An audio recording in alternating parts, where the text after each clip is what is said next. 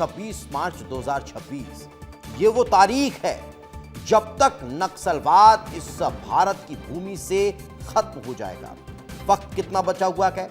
4398 घंटे 49 मिनट और 44 सेकंड। ये वो समय है जो बचा हुआ है।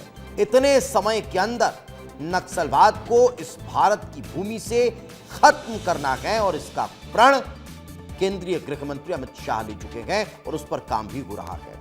केंद्रीय गृह मंत्री अमित शाह ने एक बार फिर नक्सलवाद के खात्मे को लेकर बड़ा बयान दिया है। उन्होंने एक बार फिर अपने संकल्प को दोहराया है और बताया है कि हम 2026 तक भारत को नक्सलवाद से मुक्त कर देंगे। गृह मंत्री ने इस दौरान यह भी कहा कि आंतरिक सुरक्षा और देश की सीमाओं की सुरक्षा भारतीय जनसंघ बना तब से और भारतीय जनता पार्टी तक हमारी विचारधारा का प्रमुख अंग रहा है और वो हम लगातार कर भी रहे हैं। और यही कारण है कि केंद्रीय गृह मंत्री अमित शाह ने नक्सलियों के द्वारा जारी किए गए उन पोस्टर्स के जरिए जो मांग की गई थी कि हम सरेंडर के लिए तैयार हैं, हम संघर्ष विराम के लिए तैयार हैं, उन तमाम बातों पर भी ब्रेक लगा दिया है, उसे भी खारिज कर दिया है। कहा सिर्फ और सिर्फ सरेंडर ही करना होगा। सारे लोग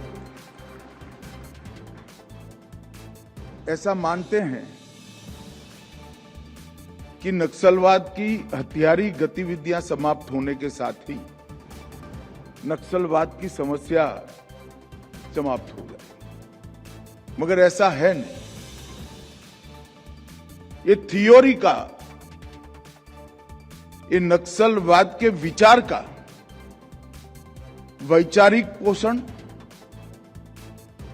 लीगल समर्थन और वित्तीय पोषण करने वाले समाज में बैठे हुए लोगों को समझ नहीं लेता है और उन लोगों को हम वापिस नहीं लाते हैं, तब तक नक्सलवाद के खिलाफ लड़ाई समाप्त नहीं हो जाएगी। और सबसे अच्छा ल्यूकरेटिव सरेंडर पॉलिसी विजय जी बैठे हैं, छत्तीसगढ़ सरकार ने बनाया है, भारत सरकार ने बनाया है। Targeted operation, operation octopus, double bull, इस प्रकार के ऑपरेशन किए गए और डीआरजी, एसटीएफ, सीआरपीएफ और कोबरा चारों की संयुक्त ट्रेनिंग की भी हमने शुरुआत की। मोदी सरकार ने संवाद, सुरक्षा और समन्वय तीनों पहलू पर काम करने की शुरुआत,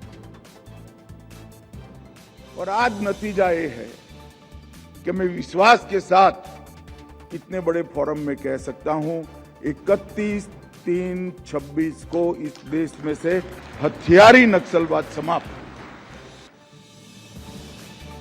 तो केंद्रीय गृह मंत्री अमित शाह की कल की ये बाइट सुनाने के पीछे की वजह क्या है? वजह यह है कि नक्सलवाद को लेकर जिस रणनीति के साथ सरकार काम कर रही है वो स्पष्ट है। वो स्पष्ट इस लिहाज से है कि नक्सलवाद के खात्मे की दिशा में हम काम कर रहे हैं। हमें संघर्ष जैसी कोई स्थिति है ही नहीं, युद्ध जैसी कोई बात ही नहीं है, तो युद्ध विराम कैसा? ये एक तरफा लड़ाई हो रही है, नक्सलियों को हथियार डालने होंगे। अब अमित शाह के इस बयान पर गृह मंत्री विजय शर्मा की आज प्रतिक्रिया निकलकर सामने आई। उन्होंने इसे पूर्व निर्धारित योजना बताया है और कहा है कि युद्ध विराम की कोई बात ही नहीं है, लाल कालीन बिछाकर आपका स्वागत करने को तैयार हैं, बशर्त है सरेंडर करना होगा।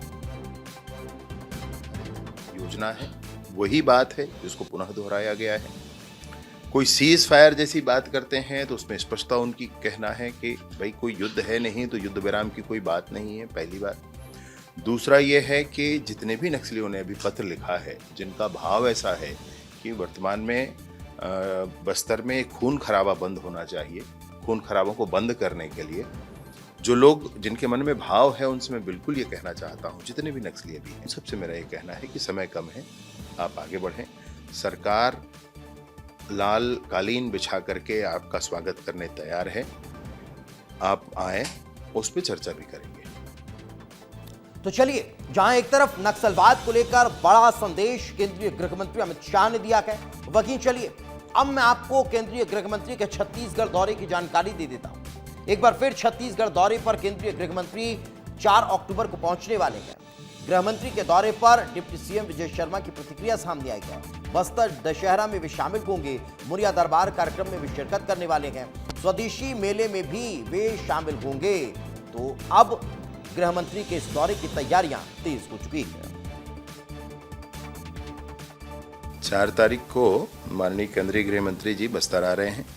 बस्तर दशहरा समिति के अध्यक्ष, वर्तमान सांसद तथा जितने मांझी हैं, उन्होंने जाकर के बड़े ही स्नेह से माननीय केंद्रीय गृह मंत्री जी को निमंत्रण दिया है बस्तर दशहरे में सम्मिलित होने के लिए। तो मुरिया दरबार ये होगा 4 तारीख को, उसमें सम्मिलित होंगे। साथ ही साथ एक स्वदेशी मेला उसमें है, उसमें भी वो सम्मिलित होंगे। इस तरीके से बस्तर 4 तारीख को, 4 अक्टूबर को वो जगदलपुर में रहेंगे।